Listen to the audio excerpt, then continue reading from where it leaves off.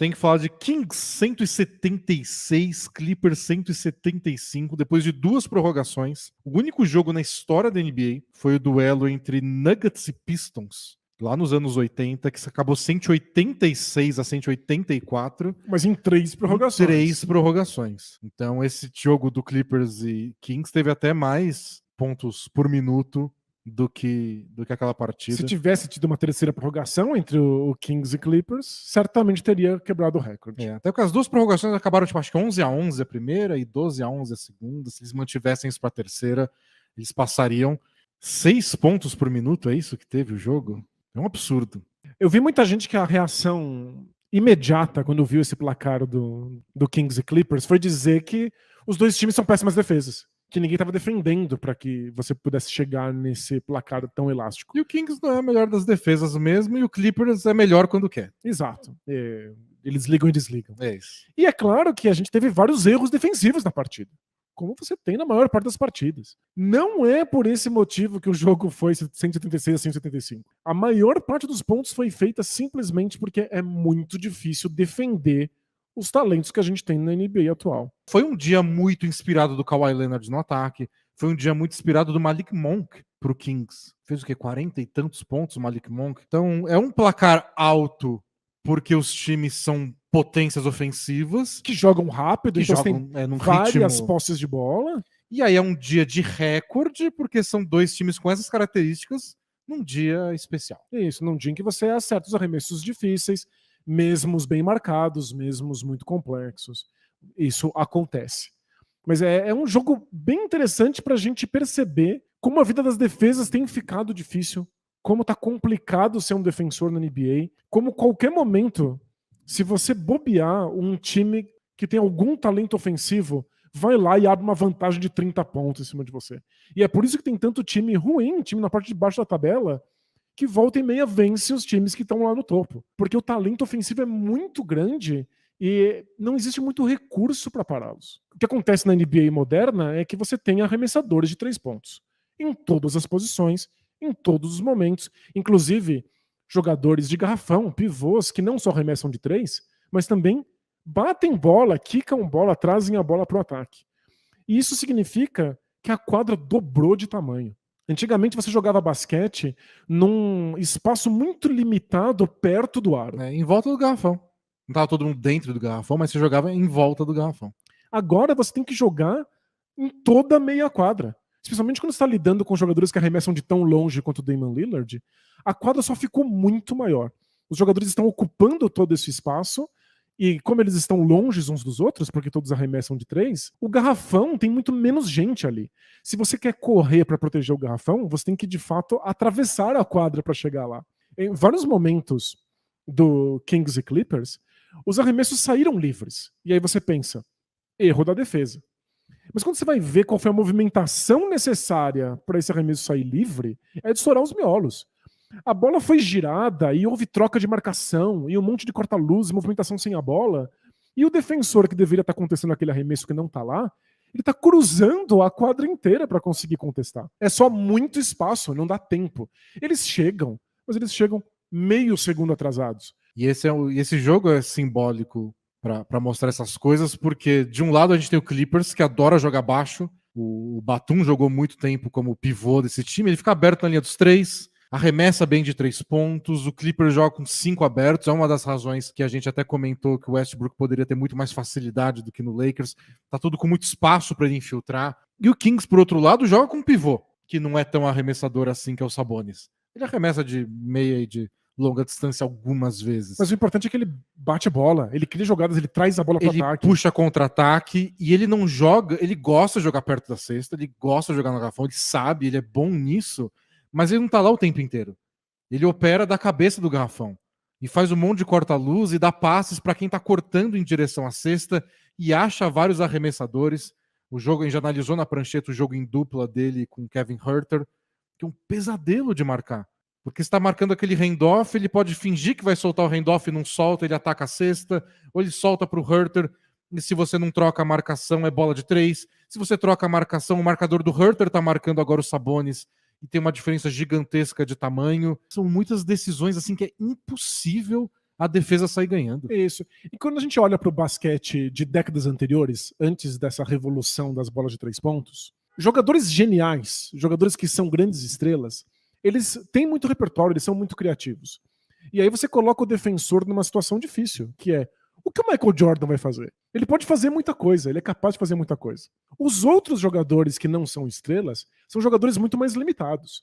Você sabe o que eles vão fazer. Em geral, eles vão infiltrar, eles vão tentar fazer uma cesta perto do aro. E aí as defesas estão mais preparadas para isso. Hoje em dia, as estrelas dão dor de cabeça para qualquer defensor. Mas os jogadores Zé Ninguém, os jogadores completamente secundários, são pesadelos para as defesas só porque o repertório de movimentação dos times é muito maior por causa do espaçamento. Então, um jogador qualquer parado na linha de 3 pontos, ele é um perigo tão absurdo. Ele marca 3 ao invés de 2. Você não pode deixar ele livre. Se você deixa ele livre, a bola vai chegar e ele vai acertar essa bola. Agora, se você olha para o outro lado e fica ali preocupado em não deixar ele completamente livre, ele pode correr nas suas costas. E o garrafão tá vazio, porque tá todo mundo no perímetro. Então ele tem agora a chance de fazer uma bola de 2 pontos livre, uma bandeja sem defesa. E aí os jogadores ruins ficam bons. Jogadores medianos ficam especiais. E tem aqueles caras que não são grandes arremessadores, mas se você deixar livre, ele faz algumas ao longo do jogo, 35, 36, 37%. E lembrando que 33% é o suficiente para uma bola de 3 pontos valer a pena, de você tentar a bola de 3 pontos. Porque ela é equivalente a você acertar 50% nas bolas de 2. 2/3 dos jogadores da NBA, 2 a cada 3, acertam 37% ou mais em arremessos de longe sem marcação. 2/3 são em 37% ou mais. 37 é muito alto, é muito mais do que 50% de aproveitamento em bola de 2. Então é muito difícil que um time tenha ao mesmo tempo em quadra 2 jogadores que você possa ignorar. Alguns times, tipo o Kings, você não pode ignorar ninguém. O Clippers, a não ser que eles estejam usando o Plumlee ou o Zubac, também você não pode deixar ninguém livre. Às vezes a gente bate o olho nesse número de 176, 175 e fala meio que não foi sério esse jogo, né? É aquela velha história, se o placar é baixo, não tem talento na NBA. Exato. E aí, se os placares são muito altos, vem reclamação do tipo, mas não tem mais defesa. Não tá mais sério. Parece uma pelada. Nunca tá bom também. E eu acho que o teste do olho, um olhar um pouco mais atento, já refuta isso. É impressionante ver a quantidade de movimentação ofensiva que tanto o Clippers quanto o Kings fizeram nesse jogo. A quantidade de movimentação sem a bola que gera decisões muito difíceis para a defesa e que eventualmente viram um arremesso mais ou menos livre. E os dois times jogam muito rápido, né? Então, no caso do Kings e Clippers em especial, o Kings corre que nem um louco. O Clippers resolveu entrar na brincadeira e também correu muito. Então, às vezes, a bola chega no ataque, é um passe e arremesso. Você pensa, pelada. Mas não, só por eles acelerarem, já pegou a defesa desprevenida. É um cara que não tá bem posicionado ainda. Aí vai lá e tira proveito desse cara que demorou 1 segundo para chegar no lugar certo. A gente viu vários arremessos que são uma situação muito engraçada, que é o Kings correndo para frente, e aí o defensor que deveria estar marcando esse cara com a bola, imagina que esse cara tá do lado direito da quadra, o defensor tá do lado esquerdo. Porque foi assim que acabou a jogada passada. É só isso. A jogada anterior, ela se encerrou com essa configuração. E aí, de repente, quando você pensa, quem eu deveria estar marcando, o cara já tá correndo do lado oposto. E aí, alguém precisa te cobrir. Então você precisa apontar, gritar lá, olha lá, você marca lá, porque eu tô do lado contrário. Alguém vai. Mas aí você precisa gritar. Eu estou deixando o meu cara para poder fazer essa cobertura. Vem alguém. Tudo isso leva meio segundo. Meio segundo é o bastante se você está correndo para encontrar quem ficou meio segundo livre. E na melhor das hipóteses, dá tudo certo, você tem o famoso mismatch, que é um cara talvez muito baixo marcando muito alto, um muito lento marcando um que tem bom drible. Isso se todo mundo conseguir voltar e se posicionar rapidinho. É por isso que eu acho que essa revolução estatística da NBA, o espaçamento, as bolas de 3 pontos, entender quais arremessos valem mais a pena do que outros, universalizou o bom basquete. Os times ruins também conseguem fazer esse tipo de coisa. Os jogadores médios conseguem tirar proveito disso. Todo mundo tem mais espaço para jogar. Todos os times têm jogadas muito básicas, simples, que hoje em dia você já traz do basquete universitário. Já vem aí na sua bagagem, que permitem que você dê arremessos razoavelmente livres de excelente aproveitamento, de melhor aproveitamento do que se fazia nos anos 80, por exemplo. Por isso que a gente vê ataques tão eficientes. Mesmo que não tenham estrelas tão consagradas, que o time nem seja tudo isso. Popularizou, universalizou. A gente vai ver placares altos assim, e não é porque a defesa é um desastre. E aí, claro que vira competição. Então, não é ruim. Se tá igualado assim, você vai tentar ter a melhor defesa possível, e ter a melhor defesa possível pode ser o bastante pra você ganhar o título. É o Bucks. Faz muita diferença você ser um pouquinho melhor defensivamente do que os outros, já que todas as defesas estão sofrendo tanto. E eu vejo muita gente reclamando aí nos comentários, no Twitter, na internet da vida, de que as defesas não têm recurso para defender, não da parte tática, mas na parte física. De que as regras da NBA atual não permitem que os defensores sejam físicos e, portanto, eles não podem parar os adversários.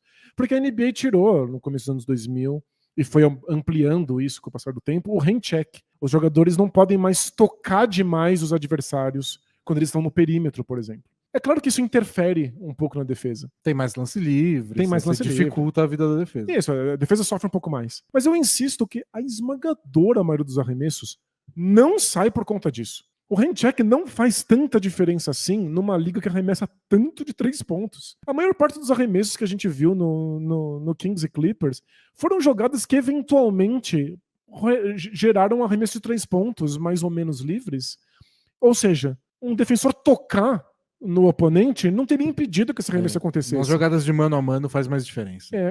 Nesses times que jogam, igual o Kings, de passe, corta-luz, alguém corta em direção à cesta, faz outro passe, outro corta-luz do outro lado da quadra, acho que faz um pouco menos. E esse jogo de mano a mano é muito importante para algumas estrelas, mas o que é universalizado aí na NBA é você conseguir gerar esses arremessos do perímetro. Isso independe de handcheck. Independe, inclusive, de quão bom é o jogador estar criando jogadas. O que falta para as defesas é repertório defensivo, é tático. Não é a regra, não é o físico, não é ter corpos mais bombados, a NBA permitir cotoveladas. Mas a gente até entende o que os times deveriam estar fazendo taticamente. O difícil é que o cobertura é muito curto.